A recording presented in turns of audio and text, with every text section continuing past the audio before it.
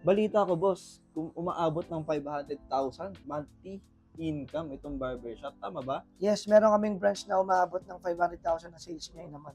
Yes. So, paano mo nagawa yun, no? As a barber? Ano kayang sekreto mo na pwede nating ma-share?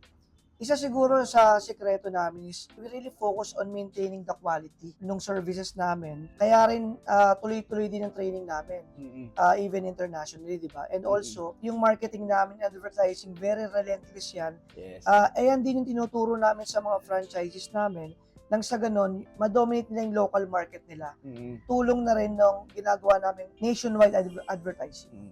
Grabe, so maintain yung quality na, alam mo yun, sa gantong uri ng negosyo, talaga kung suki, no? Kung nagustuhan talaga yung gupit mo, babalik at babalik yung mga customers natin. And ayun nga, yung mga training sa mga barbers natin, sinisigurado. And yun din ang kagandahan ng marketing support pa pala. Imagine, pag nag-franchise ka, lahat ng mga gagawing trabaho sa marketing side, sila na bahala doon. Magdadamay na lang yung franchise. Tama.